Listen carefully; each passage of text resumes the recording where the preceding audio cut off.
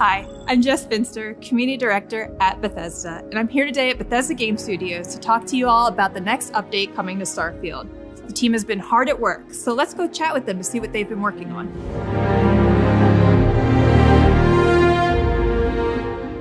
So with Update 4 on the horizon, what are some of the new features that players have to look forward to?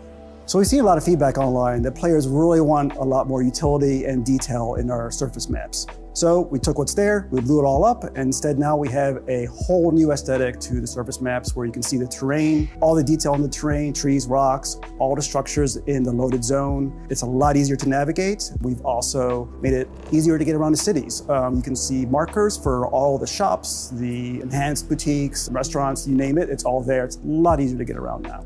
With Update 4, we're also adding a bunch of gameplay options. So for that, players can really tune their experience how they prefer. We're adjusting things like capacity of vendor credits, the actual carry weight. Additionally, affects to difficulty. So some of those, depending on how you play, you can actually tune to be like space combat more difficult or gun combat less difficult. It's really up to you. And depending on how you balance them, it'll change how you get XP. That's awesome. So you're really upping the ante for players that want an even bigger challenge. Yeah, and with that, we actually are adding what's called the extreme difficulty. It sits above very hard, and it really makes you pay attention, especially for the higher level characters. How about ship customization? I know players are really capitalizing on all of the ship content in the game, and we've seen some really crazy stuff out there that I'm sure you guys have seen as well. But are you adding anything more to the ship customization? Yeah, so people love to customize their ships. Like some of the builds out there are just mind-blowing. Some beautiful, beautiful stuff. So now we're turning our attention to the inside of the ships. So we're adding a decorate mode where you can go and fully furnish and customize the interior layout of the ships, place the furniture, decorations. Basically everything you can do in outpost mode, we can now do in the ship and it's saved, and you can do that to your entire fleet. In addition to decorate mode, we're also offering a whole new set of empty habs. So basically, instead of pre-cluttered habs in the ship builder, we'll have a new set where there's no furniture, there's no decoration, nothing. It's a total blank slate, so players can just kind of fill it up with their own stuff. That's amazing. They'll really get to emulate whatever their personality showcases outside on the inside then. Yeah, exactly. New Game Plus. Is there anything being added to this update that helps the players after they've completed the campaign to return to the game? Yeah, so if you're like me and you find the more you go through the Unity, the more you become the hunter, the one thing I want to do is be able to respec my traits. So we're adding that. So in case you're getting tired of Wanted or want to change your alien DNA, and you really want that new dream home experience, you get to choose that when going through the Unity. In addition, you'll be able to rechange your appearance. Really living that next second life, huh? Exactly. Awesome.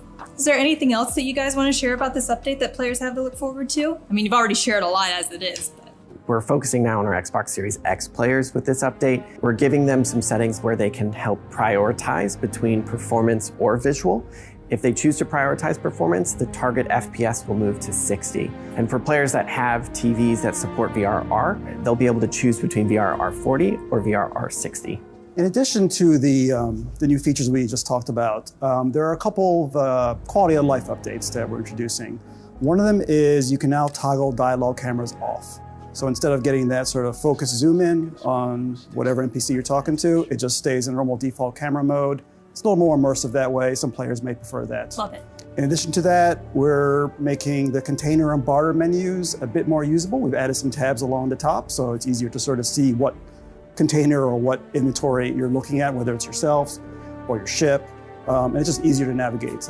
Basically, inventory and item management, it's a small thing, but it actually, I think, makes it a lot nicer. So Tim, we just talked to Joe and Istvan a little bit about Update 4 and what's coming, but is there anything else that you want to talk about that's down the horizon? So the team is working on our first land vehicle, so you can drive around on planets. Obviously, we're working on more quests and the massive Shattered Space expansion. That's all very exciting. What about creations? Anything you can share there? I think we mentioned it earlier this year, but we've sent out our beta toolkit to verified creators, so hopefully more information on that soon. That's awesome. Thank you so much for your time, Tim. Hey, no problem, Jess. That's all we have time for today. Thank you so much for joining us and for your continued feedback.